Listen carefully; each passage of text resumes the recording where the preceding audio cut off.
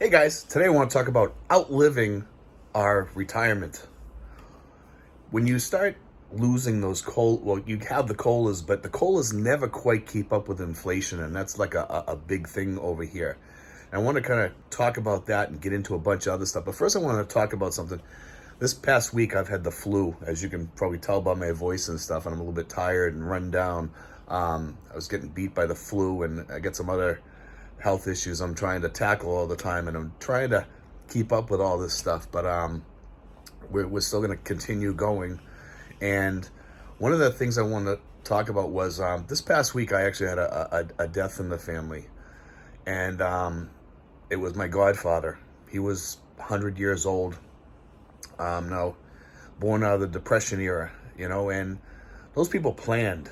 They always had something to fall back on. When you look back at them, they always had something that they could fall back on, not even worry, not even blink an eye, and a lot of the guys that are coming over here now, I mean, a lot of guys say, no, I don't meet anybody with homes back home anymore, or they don't even have condos back home. They're all a bunch of bums. They only got like 800 or 1,000 or 1,500. Yeah, certain areas of the Philippines attract those type of people. Because, either sometimes they were alcoholics, they didn't plan well, they didn't, they went through several divorces. It could be anything, it's not always the person's fault, but sometimes it is, you know what I mean? And sometimes it's not. There's a lot of factors there that can cause that type of issue.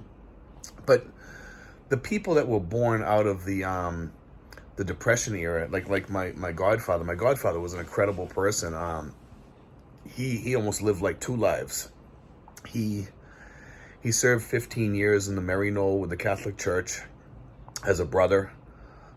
He was in World War II on Guam, servicing planes, helping, as a mechanic, fixing planes, I believe it was. And when he got out of the brotherhood in the Catholic Church, he got married in his 40s and stayed married for over 4 decades. And when his wife passed away, he actually lived another, I believe it was more than 10 years. Quite an amazing feat when you think about it. You know what I mean? I consider that an amazing feat in itself, just living into your 100th year, which he did. He lived into his 100th year. He was just like about 2 months short of reaching that 100, but he was in his 100th year. So I consider him 100 years old. When you get within 2 months of 100, you reached 100.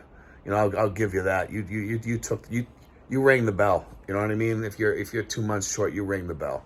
That's close enough for me. But anyway, I want to talk about this because people like him and other people out there were successful in their retirement because they had ways to fall back on things.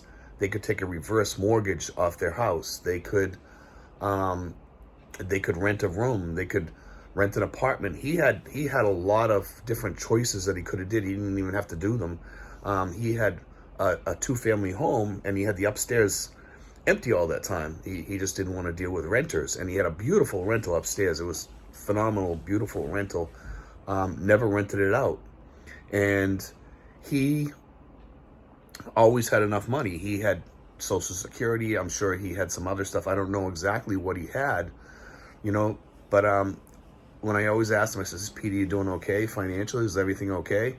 Because I used to go there and check with him with my foster daughter Kiki, and Kiki used to go with me. We used to go visit him and take him out for pizza, or take him to a restaurant, or take him out for Chinese food, or what have you.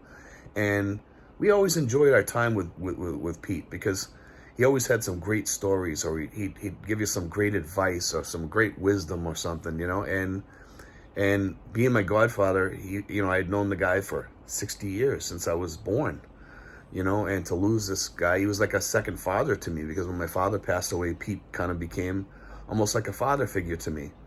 And, I wish I was there sometimes, to be there during his last years, like I was my father sometimes, but I couldn't be, unfortunately, for many, many, many reasons, but, and this is another thing in the Philippines too. When some people pass away that you love very dearly, you can't always be there for them. Yeah, you can fly home. It's a big ticket, it's a big ticket to go home. It's probably like about $4,000 or $5,000 to get a ticket, you know, like right away to fly back home immediately. Ticket prices are high when you try to get a last minute ticket. Usually, sometimes you get lucky, sometimes you don't. Usually you don't. You pay the price and you go home.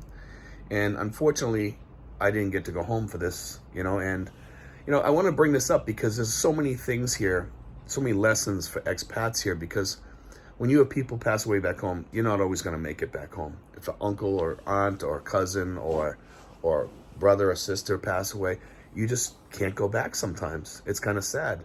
But this here, I want to talk about because we, as expats, a lot of us don't have things to fall back on. As we age, if we start living past a certain date, you know, we might not make it financially all the way. If some of you guys live to be 100, and some people do, as in this case, you know, you might not make it over here. And think of it this way too, that once you get past 80, it gets rough. You know, you could still be semi-healthy, but you're not healthy enough to do everything by yourself. And with the pollution over here and all the other stuff that goes along with it, the noise, the dogs barking, and, you know, some people over here are, you know, out trying to get your money or whatever. Once you hit that 80, people are going to, clean your house, you know, literally clean your house over here. You're going to be broke. A lot of people have a big heart. And I could see some people over here that would probably get taken advantage of because of empathic qualities in their personalities when they get older. Because a lot of people, they start getting a little senile, they start getting a little dementia, maybe a lot of dementia, maybe a little bit of Alzheimer's. These are issues that, you know, we always think we're going to be like a teenager over here, you know, because some guys work 5-10 years trying to come over here, and what happens is, you know, they don't plan on all the things that can happen to you over here. The big things, the elephant in the room, as they say, you know.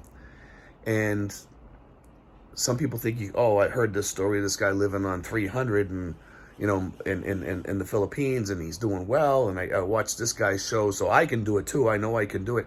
And no. And to you guys that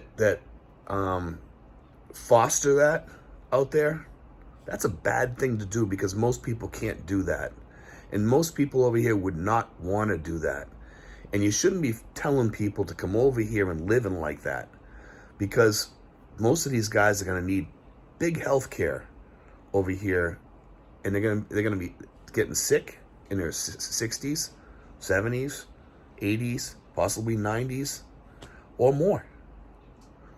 You know, one thing I noticed over here with a lot of the guys, as they age, their body doesn't heal them as well each time, so they keep aging and getting worse. The body gets more broken down each time. And the Philippines is a rough place. It's not easy. You get infections and over here like there's no tomorrow. And at our age, we need to save some room with our antibiotics to fight something really bad like a pneumonia or something like that. And if we're popping antibiotics all the time like candy, there's a good chance later on when you try to take something for pneumonia or some infection, you know what? It's not going to work. It's not going to work. You know, and these are all the things you have to consider over here. I see this all the time with people over here, and people, there's so much to consider. Yeah. Some people would say, well, Steve, why worry about all this? If I got to go someday, you know, but would you like to sit in a hospital for a while, like maybe 2 or 3 weeks while your infection festers and they're trying to figure out how to solve it, and you're trying to figure out, man, what am I going to do? I can't go home now. I'm sick. You know, I have pneumonia. I can't get on a plane. You know, I'm just using that as an example. There's other cases too. You could get cellulitis in your leg. You know, you could be having all kinds of issues, health issues, skin issues, things like that. We've talked about that many, many times. But you need the money for that too.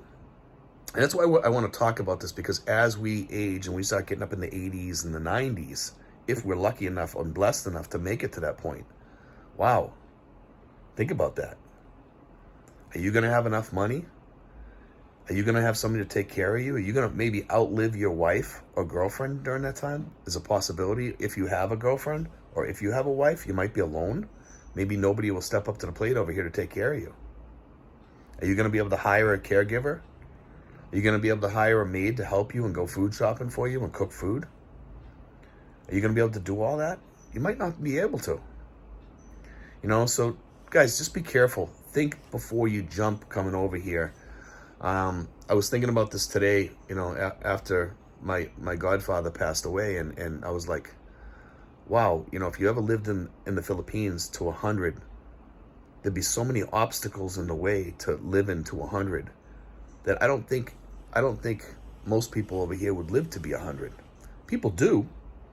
I seen a Philippine scout a couple of years ago, and he must have been, I'll bet you he was probably about 98 years old. 98 years old, Philippine scout from World War II. Think about that. But he's a Filipino. Filipinos are rougher and able to live rough. And for us, we're not able to live rough. Most Americans are not able to live rough. We're just not. And as we age, we're less likely to live rough too. Anyway, guys, God bless. Take care. We're going to try to have another video out, hopefully tomorrow or the next day. If I feel better, and I'm going to try to do the live stream. I'm not totally sure if I'm going to do it or not yet. But anyway, guys, God bless. I love you. Take care, guys.